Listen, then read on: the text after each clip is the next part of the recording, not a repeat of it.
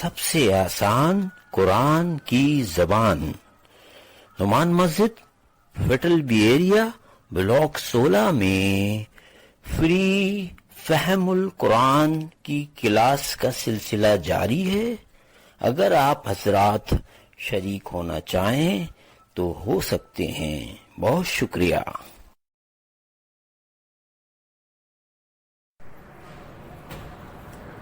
اعوذ باللہ من الشیطان الرجیم، بسم اللہ الرحمن الرحیم،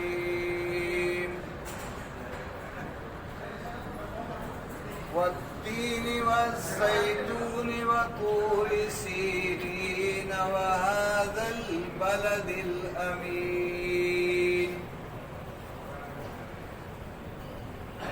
لقد خلقنا الإنسان في أحسن تقويم، ثم رددناه أسفل سافلين،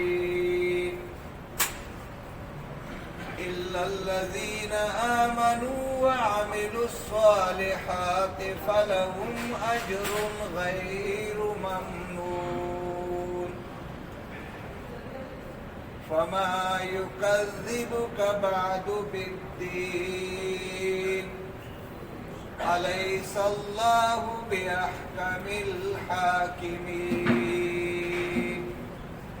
صدق الله مولانا العظيم، رب اشرح لي صدري ويسر لي أمري واحلل عقدة من لساني يفقهوا قولي۔ السلام علیکم ورحمۃ اللہ وبرکاتہ۔ سب سے پہلے اپنے رب کا شکر کہ اس نے مجھے اور آپ کو باجماعت نماز ادا کرنے کی توفیق عطا فرمائی، اور پھر رب نے مجھے اور آپ کو پہلی مرتبہ سورۃ التین کی یہ آیات بورڈ پر دیکھنے کی، سننے کی، سمجھنے کی، ایک دوسرے کی اصلاح کرنے کی توفیق عطا فرمائی، ورنہ زندگی میں ٹائم ہمیں نہیں ملتا ہے، اور ایک دن ہم دنیا سے یوں ہی رخصت ہو جائیں گے اور قرآن مجید کے ساتھ ہمارا جوڑ کوئی نہیں ہوگا، تو ہم رب کو کیا جواب دیں گے؟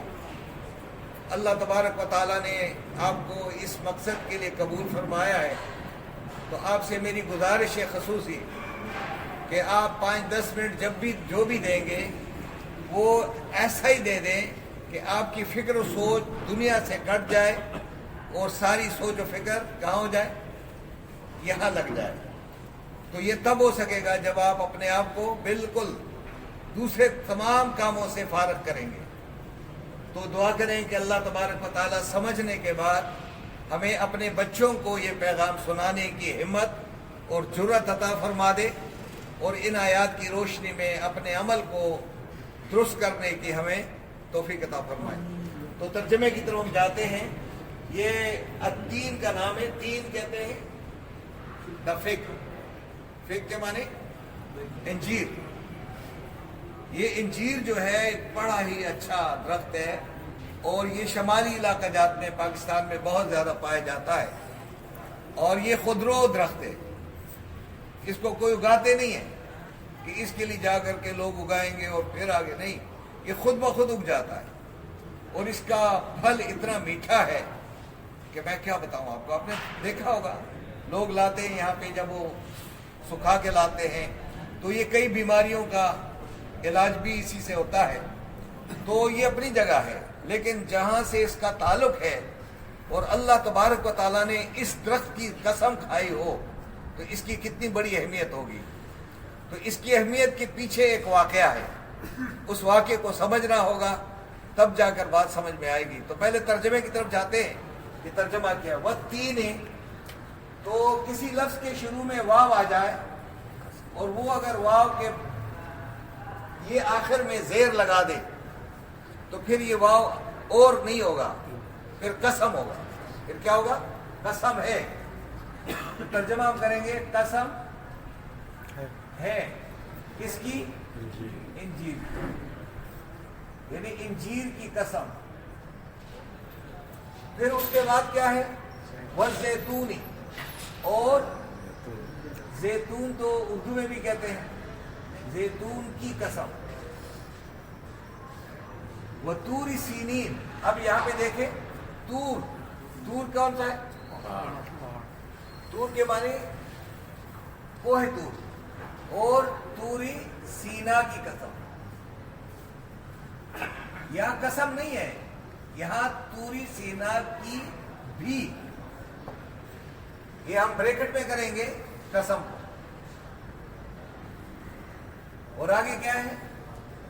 اور اس امن والے اور امن شہر کی قسم۔ اب یہ 4 جگہوں کی قسمیں ہیں، لیکن یہ 2 درخت ہیں۔ تین کا جو ہے یہ جبل تین ہے۔ جبل تین وہ پہاڑ ہے جہاں نوح علیہ السلام کی کشتی آ کر ٹھہر گئی تھی۔ اس پہاڑ کا نام جودی بھی ہے۔ اس جودی پہاڑ کی جو نسبت ہے وہ کس سے؟ نوح علیہ السلام سے ہے۔ اور نوح علیہ السلام کو آدم ثانی کہا جاتا ہے۔ کیوں آدم ثانی کہا جاتا ہے؟ کہ اس وقت پوری قوم کیا ہو جائے؟ غرق ہو گئی تھی، اور چند لوگ رہ گئے تھے۔ اس کے بعد ایک دنیا کا آغاز ہے، اس لیے ان کو آدم ثانی کہا جاتا ہے۔ اور یہاں جبل تین کے اوپر یعنی جودی پہاڑ پر وہ جو کشتی ٹھہر گئی تھی، پھر نوح علیہ السلام نے وہاں ایک مسجد تعمیر کروائی اور پھر وہاں سے دعوت کا آغاز کیا ہے۔ آپ کو معلوم ہے کہ قرآن کہتا ہے کہ نوح علیہ السلام نے 950 سال لوگوں کے درمیان رہ کر کے ایک ایک کو بلانے کی دعوت دینے کی کوشش کی ہے، لیکن 950 سال کی مدت میں صرف 80-85 لوگ جو ہے وہ ایمان لاتے ہیں، باقی بیٹا بھی ایمان نہیں لاتا ہے۔ اور جب سیلاب آیا، طوفان آیا اور عذاب آیا تو اپنی آنکھوں کے سامنے اپنے بیٹے کو غرق کرتے ہوئے دیکھا، لیکن اپنے بیٹے کو نہ بچا سکے۔ اس لیے دین کے اندر خون کا رشتہ نہیں ہوتا ہے، دین کے اندر کس کا رشتہ ہوتا ہے؟ قرآن کا رشتہ، اللہ کا رشتہ، لا الہ الا اللہ کا رشتہ ہے۔ تو وہ نہیں مانے، تو یہ اللہ فرماتے ہیں کہ میں انجیر کی اس لیے قسم کھاتا ہوں کہ جودی پہاڑ پر سب سے زیادہ اگنے والا پودا اگر ہے تو یہی ہے، اور اس کی نسبت کس کے ساتھ ہے؟ نوح علیہ السلام کے ساتھ ہے۔ تو نوح علیہ السلام نے جتنی محنت اور کوشش کی ہے، جس مقصد کے لیے میں نے اس کو پیدا کیا تھا، اس مقصد میں پورا کامیاب ہوا ہے۔ اس لیے میں اس انجیل سے تعلق رکھنے والے علاقے کی قسم کھا کر کہتا ہوں کہ نوح علیہ السلام کامیاب ہوئے اور قوم ناکام ہوئی ہے۔ والزیتون، یہ زیتون کا جو حصہ آتا ہے یہ شام اور فلسطین سے اس کا تعلق ہے، اور شام اور فلسطین میں بیت المقدس ہے، اور یہاں جو زیتون کا کوہ زیتون ہے، اس مقام پر جو نبوت عطا ہوئی ہے وہ عیسیٰ علیہ السلام کو، اور عیسیٰ علیہ السلام کو جو کتاب ملی ہے اس کا کیا نام ہے؟ انجیل۔ تو انہوں نے لوگوں نے مل کر کے، قوم نے عیسیٰ علیہ السلام کا استقبال نہیں کیا، بلکہ اس دعوت کے نتیجے میں ان کو سولی پر لٹکانے کی کوشش کی، اور اللہ تعالیٰ نے ان کو اٹھا لیا۔ تو اللہ فرماتے ہیں کہ 2 مبارک مقام ہیں، ایک جبل تین اور ایک جبل زیتون۔ ان دونوں مقامات کی میں قسم کھا کر کہتا ہوں کہ قوم ناکام رہی ہے اور میرے پیغمبر کامیاب رہے۔ آگے اللہ فرماتے ہیں اس کے بعد ایک اور بڑا اہم معرکہ ہوا ہے، وہ طور سینا کا ہے۔ طور سینا کا نام سنتے ہی ہمارے ذہن میں آتا ہے کہ موسیٰ علیہ السلام کو یہاں نبوت ملی ہے، کوئی طور پر ملی ہے نا، تو اس لیے یہاں پر ان کو کتاب بھی ملی ہے اور نبوت ملی ہے۔ تو اس جگہ کی اللہ قسم کھاتا ہے، اور قرآن مجید میں ایک سورت کا نام جو ہے وہ طور بھی ہے۔ وہ والطوری، قسم ہے کوہ طور کی، یعنی اللہ تبارک و تعالیٰ نے ڈائریکٹ اس کی قسم کھائی ہے۔ اور ابھی آپ نے امام صاحب کو سنا ہے، سورہ بلد پڑھا رہے تھے نا، لا اقسم بہذا البلد وانت حل بہذا البلد، یہ نبی صلی اللہ علیہ وسلم میں تو اس شہر کی قسم کھاتا ہوں جس کے آپ رہائشی ہیں۔ تو جس شہر کے ساتھ تعلق ہو، اس شہر کے ساتھ جو پرامن ہے، اس کے ساتھ تعلق کس کا ہے زیادہ عظمت کے لحاظ سے؟ اور خانہ کعبہ کے معمار کون ہیں؟ ابراہیم اور اسماعیل علیہ السلام۔ اور اس میں خاص کر جو رہائشی یعنی پیدائش جس کی ہوئی ہے وہ ہے محمد صلی اللہ علیہ وسلم کی۔ تو اس مقام کے ساتھ تعلق رکھنے والے انبیاء کرام، اس کے ساتھ تعلق رکھنے والا خانہ کعبہ، اس کے ساتھ زیادہ تعلق رکھنے کی مناسبت جو ہے وہ محمد مصطفیٰ صلی اللہ علیہ وسلم۔ تو یہ بہت زبردست مقامات ہیں جس کی اللہ تبارک و تعالیٰ قسم کھا کر کے گواہی کی طور پر پیش کرتا ہے کہ آپ دیکھیں یہاں سے جو لوگ گزرے ہیں ان کی داستانیں قرآن مجید میں محفوظ ہیں۔ تو یہ گواہی دے رہا ہے کہ یہ کامیاب رہے ابراہیم علیہ السلام، اور مقابلے میں نمرود کو ایک معمولی مچھر سے ہم نے کیا کر دیا؟ ہلاک کر دیا۔ اور اسی طریقے سے اگر آپ طور سینا کا معرکہ دیکھیں تو یہاں موسیٰ علیہ السلام کے مقابلے میں ایک بہت بڑا جابر اور ظالم اور زبردست حکمران فرعون تھا، لیکن وہ فرعون پانی کا مقابلہ نہیں کر سکا، وہی غرق ہو گیا، اور اللہ تبارک و تعالیٰ نے موسیٰ علیہ السلام کو وہاں سے خیر خیریت سے دریا پار کر دیا۔ تو اللہ تبارک و تعالیٰ ان واقعات کی قسم کھا کر آگے کس بات کی دلالت کر رہا ہے؟ لَقَدْ خَلَقْنَا الْإِنسَانَ فِي أَحْسَنِ تَقْوِيمٍ۔ ابھی آپ نے سورہ بلد میں پڑھا ہوا نا، لَقَدْ خَلَقْنَا الْإِنسَانَ فِي كَبَدٍ، کہ ہم نے تو مشکلات جھیلنے کے لیے اس کو پیدا کیا۔ کیا اس نوح علیہ السلام نے مشکلات کا مقابلہ کیا یا نہیں کیا؟ کیا عیسیٰ علیہ السلام نے نہیں کیا؟ یوسف علیہ السلام نے نہیں کیا؟ ہود علیہ السلام نے نہیں کیا؟ اور جتنے بھی پیغمبر گزرے انہوں نے یہاں پر سختیوں کا مقابلہ کیا ہے۔ اور موسیٰ علیہ السلام تو آپ دیکھیں کہ جس گھر میں پیدا، دشمن کے گھر میں جوان بھی ہوئے، اس دشمن کا مقابلہ کیا۔ پھر اسی طرح یہاں پر ان پیغمبروں نے کن کن کا مقابلہ کیا۔ تو اللہ تبارک و تعالیٰ نے مجھے اور آپ کو بھی مشکلات جھیلنے کے لیے کیا کر دیا ہے؟ پیدا کیا ہے۔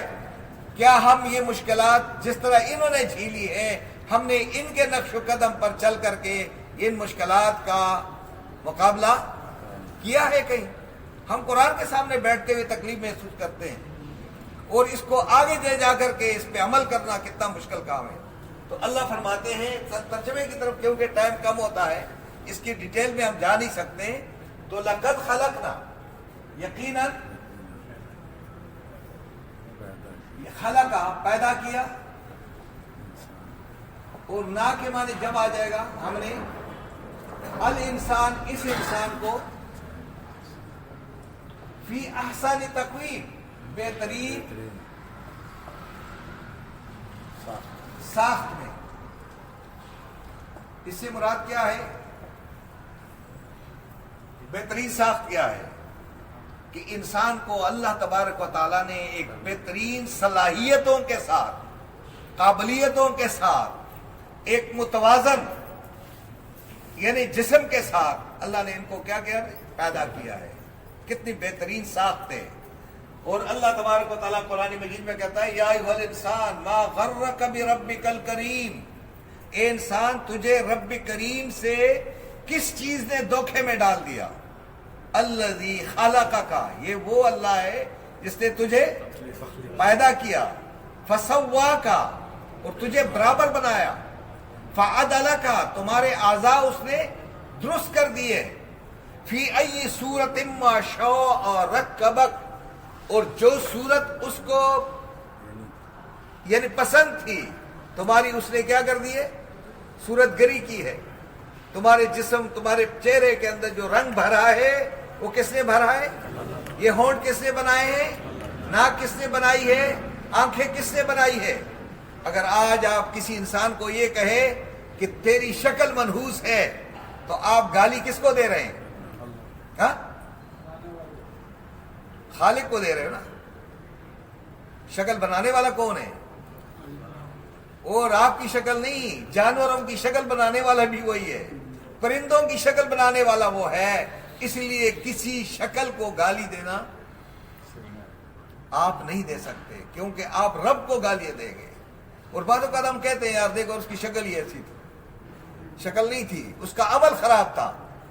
تو یہ تقویم جو بنایا ہے اللہ تعالیٰ نے بہترین ذات کے اندر پیدا کیا ہے. اس پہ ہم ڈسکس کریں گے تو بہت ٹائم لگتا ہے، اور ہم نے اس سے پہلے بھی اس کو بیان کیا ہے، لیکن چونکہ آج ہم نے ختم کرنا ہے، پورا کرنا ہے، تو اس لیے ہم اس کو لاتے ہیں. اب اللہ فرماتے ہیں کہ ان صلاحیتوں کے ساتھ جس انسان کو ہم نے پیدا کیا